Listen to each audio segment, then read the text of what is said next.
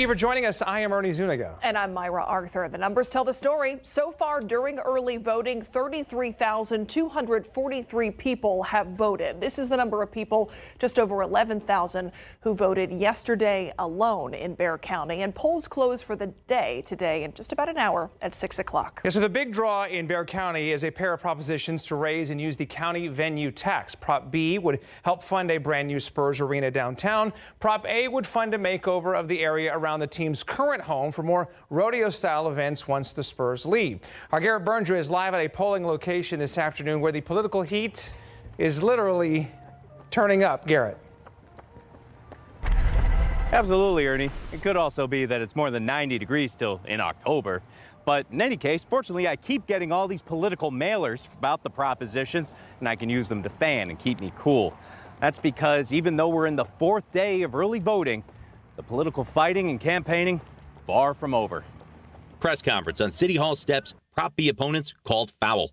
And there are some that have been fair and balanced, and others that have been totally one-sided. They'd filed a complaint Monday saying Prop A and B supporters were getting featured at council members' town hall events, but not opponents. The city attorney's office has already responded, saying the city had taken steps to provide info without advocating one side or the other. The complaint will still go through the Ethics Review Board process, which could last long past the election. So what's the goal? Just to get the idea out there that things are not proceeding fairly. Besides rallies and press conferences, political mailers, text messages, and block walking have all been part of the efforts to woo voters either way. And tonight, the Spurs are hosting a Spurs and Rodeo phone bank where they'll be cold calling voters. And while national races might be red versus blue, things are murkier among these props. Funding for the Spurs Arena did look like it was struggling, according to polling done at the beginning of the month. But it didn't appear to be a truly partisan fight. Among all likely voters, there was more opposition than support. And while Democrats were more likely to support Prop B than Republicans or independents, it still wasn't half. Prop A, which would pave the way for year-round rodeo-style events around the team's current East Side home, had more overall support. Once again, though, it was a mixed bag for both Democrats and Republicans. For red or blue, your ballot is the same. Early voting lasts through Halloween, and Election Day is November 4th. Now, just a reminder for everybody that state election law means that you can't bring in signs or other campaign gear into polling locations. Now, since the Spurs and the Stock Show and Rodeo are technically on the ballot, that includes their logos too. So if you bring Spurs or rodeo gear to the polls, they'll ask you to either take it off or turn your shirt inside out. Now, that only includes stuff with logos, so your regular cowboy boots, your cowboy hat, you're going to be fine. Live at the polls, I'm Garrett Berger, KSAT 12 News. All right, Garrett, thank you. I need rain gear soon. Yeah, I know. That would, honestly, I would be happy to put it on, Adam. Yeah, and plan for it. Yes, plan for it tomorrow night. And what I mean by night is well after sunset. I think the high school football games will be A-OK, even afterwards as the bands go back and unload their gear and color guards unload everything. It should be okay. It's late tomorrow night that we'll see it. Still a 70% chance, so widespread showers and storms anticipated Friday night, lasting into Saturday, and then actually another round possible Saturday afternoon. Here's the system. It's this upper level low, this counterclockwise swirl right over the four corners, already throwing some showers in parts of West Texas and eastern New Mexico. This is just the beginning of it. We're going to see more of that rain-making energy head our way as we progress on into tomorrow and bring us the thunderstorms. I'll have a close look at the timing, how much rain we could get, and the primary threats from these storms in just a bit. All righty, sir. Thank you. Earlier today, one of 3 former San Antonio police officers on trial for the killing of Melissa Perez had his written statement to detectives read in court. You saw it there just a moment ago. Alfred Flores was the lead officer on scene the night Perez was shot and killed in her apartment in 2023. And this afternoon, Detective Deanna Platt was on the witness stand. She took down Flores' written statement the morning after the shooting. In his statement, Platt says that he had never asked for additional resources like the SAPD mental health unit on the night of the shooting. Did he say in his statement that he considered bringing in officers from the mental health unit? No, he didn't. Did he say in his statement that he considered calling for SWAT? No, he didn't. Now, if found guilty, all 3 officers face up to life in prison. We are live streaming this trial gavel to gavel, and you can watch it on all of our streaming platforms and online at KSAT.com. A now former Hondo ISD teacher is in handcuffs this afternoon. He's accused of having an improper relationship with a student. On Facebook, the Hondo Police Department announced the arrest of 24-year-old Thomas William Ricker Hill. Police arrested him this morning after investigators say the alleged relationship happened on the Hondo High School campus. Hill faces a list of charges, including indecency with a child by sexual contact. Hondo PD also says that Hill was no longer employed by the school district as of yesterday. Well, new at 5, a Bexar County massage therapist was stripped of their license after being accused of assaulting a client during a session. According to SAPD, it happened back in July at Massage Envy near Loop 410 and Highway 151. An arrest affidavit states that Cody Jackson was taken into custody but was later released on a $75,000 bond. According to the Texas Department of Licensing and Regulation, Jackson's massage therapist and instructor licenses were suspended on October 20th. As a result of the suspension, he cannot teach massage therapy classes or offer massage services in the state until the sexual assault charge is cleared. Could libraries in New Braunfels ISD finally reopen? In less than an hour, the New Braunfels ISD Board of Trustees could make that call.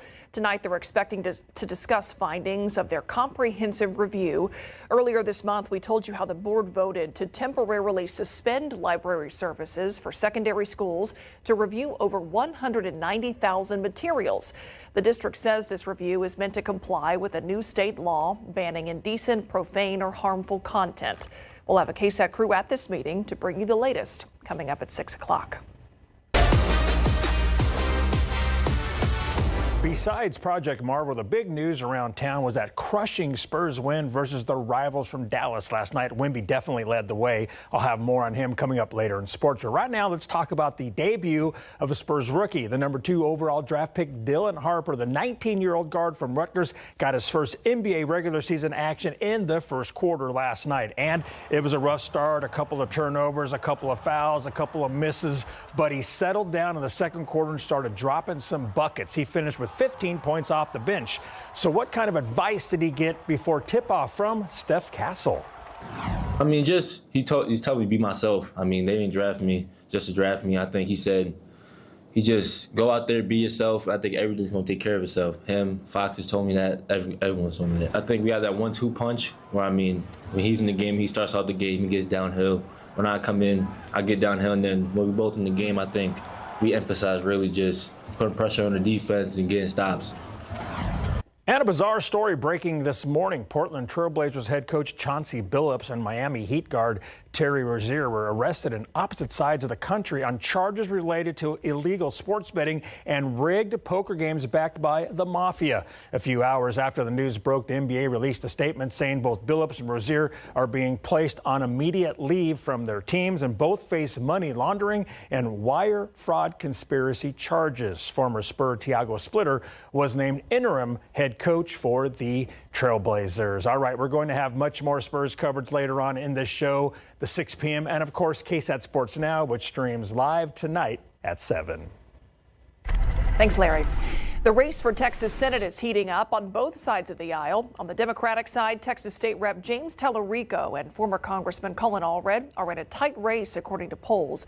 We wanted to introduce you to these two candidates. First, we sat down with Tellerico. He is a former San Antonio middle school teacher who ran for state rep and won in 2018. Tellerico has big ambitions and believes he could be the one to flip a seat from red to blue. Seen over the past 30 years of Republican rule in Texas. My party oftentimes talks about turning Texas blue. The Republicans talk about keeping Texas red. I think the best color for Texas is purple. I think she would look great in purple because when you have competitive elections, all politicians have to stay on their toes. They've got to appeal to everyone in the community, not just their extreme base. You can scan a QR code here in a few moments to check out the entire interview with Tellerico on KSAT.com. We are also reaching out to all candidates in this race on both sides to request interviews. The attraction Ice returns to the JW Marriott this year, and today around 40 master ice artisans from China arrived to San Antonio to begin all of that carving. This year's theme is Frosty the Snowman. The artisans will spend 30 days at JW Marriott to transform more than 2 million pounds of ice sculptures by hand. For us, this is our second season of ice, so we're super excited to have it be part of Whole Country Christmas again. But for the artisans, they've been doing this for generations, so that's what's amazing about actually having them here from Harbin, China. The attraction Ice at JW Marriott Resort and Spa will run November 22nd until January 4th, and tickets are on sale right now.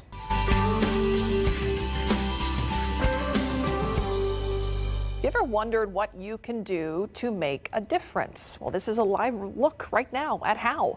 Our Meals on Wheels phone bank with KSAT community. Meals on Wheels needs our community right now more than ever. And we need all those phones to ring. Because of the recent budget cuts, as you can imagine, Meals on Wheels is at risk of having to reduce the number of people that it can serve right here in our community. So with that in mind, it's as simple as picking up your device, your phone, call that number on your screen, 210-351-1363 to make a donation. It is a crucial call to help our neighbors in need. And the phone bank has been going on since this morning and will continue until 7 o'clock tonight. So you still have plenty of time to make a donation. And these services are so important for our community.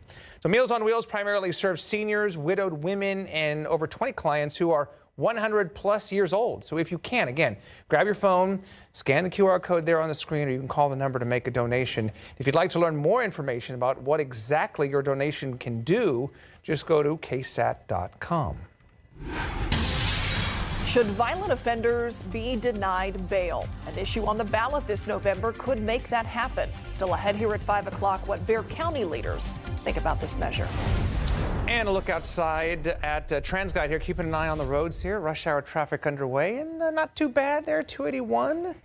A little slow there at 37 at Jones Avenue in the downtown area. So we'll continue to keep an eye on all of that and have much more coming up in just a little bit.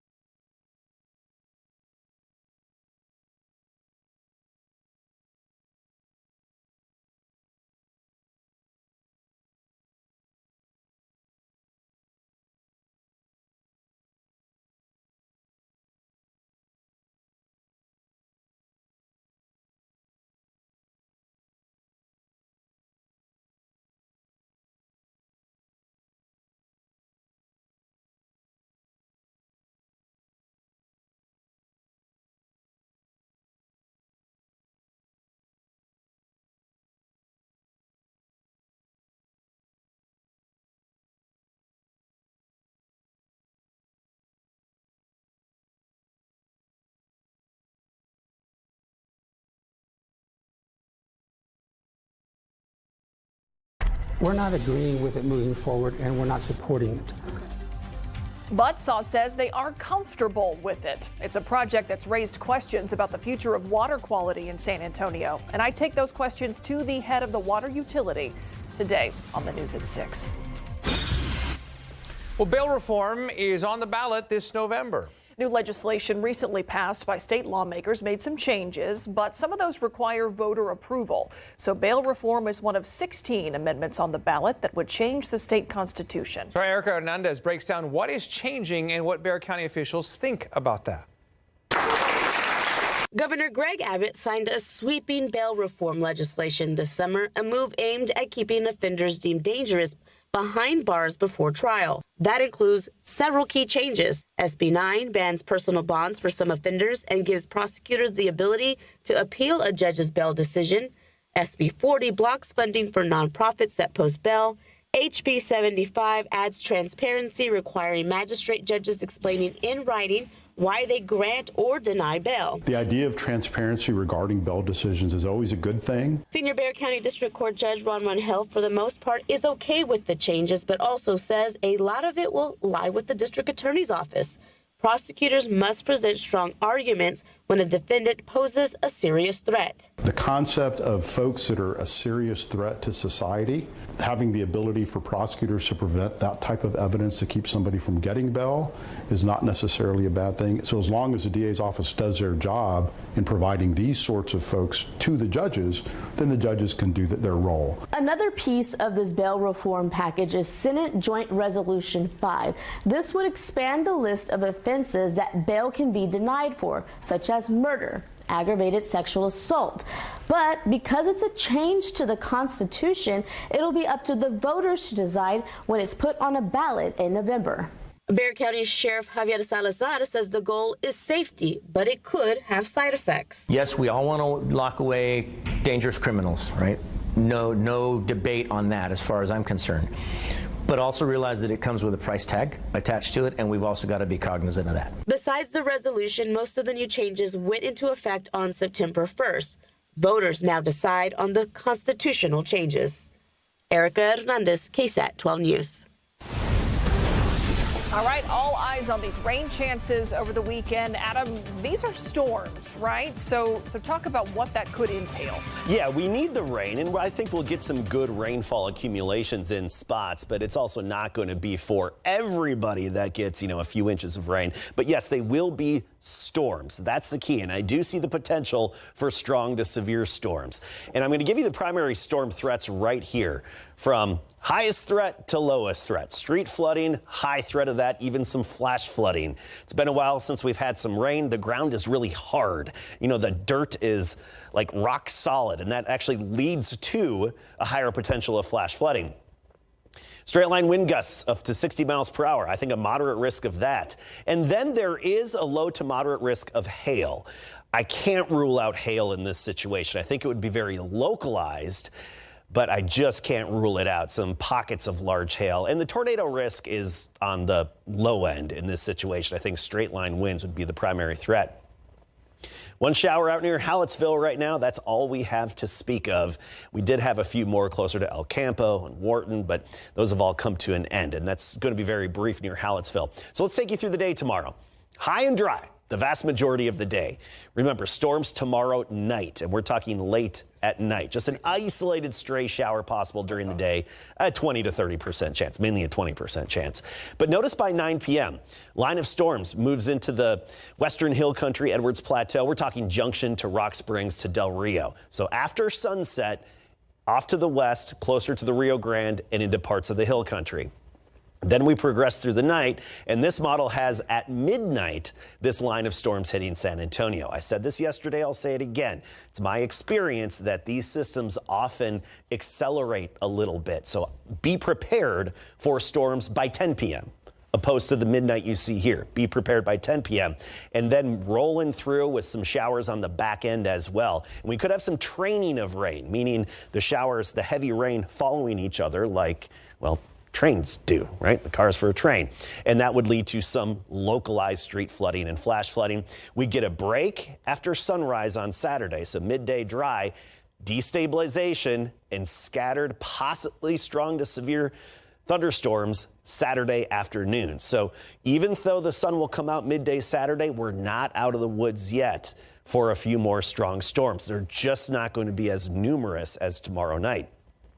Rainfall, by and large, we think a good chunk of our area could very well see 1 to 3 inches. But notice there will be some areas that could miss out, especially farther to the south of San Antonio. Here's one way to look at the rain chances. Only 20% during the daylight hours tomorrow. Even an hour or two after sunset, we're only at 20 to 30% chance. It's 11 p.m., midnight, all the way through sunrise. We're at 70%.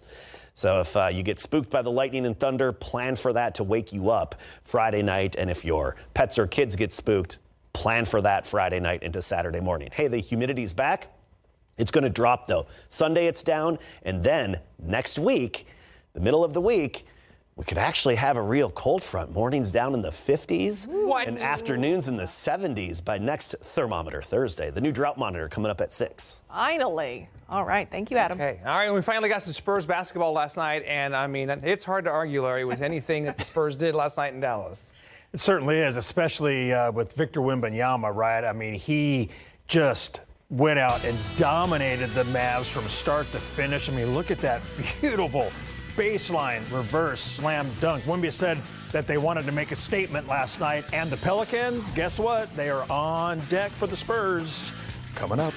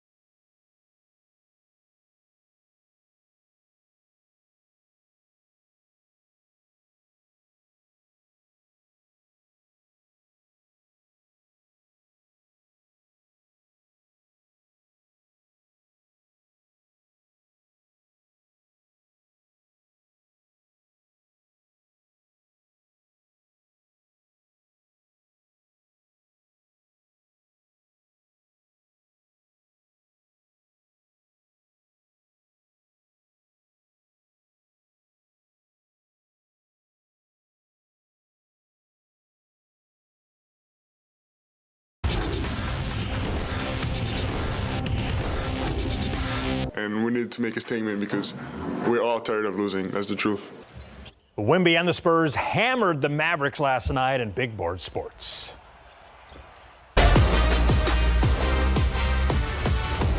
Wemby and the Spurs definitely sent a message to the NBA last night, beating the Mavs by 33 points, 125-92. And Wemby was the head of the snake with 40 points, 15 rebounds, 1 steal, and 3 block shots. He played alley-oop and threw down one sensational slam dunk after another. He was so good, he left Dallas fans shaking their heads and wondering what they saw. He set a new franchise record for points in a season opener with 40, breaking the old mark of 39 held by the Iceman.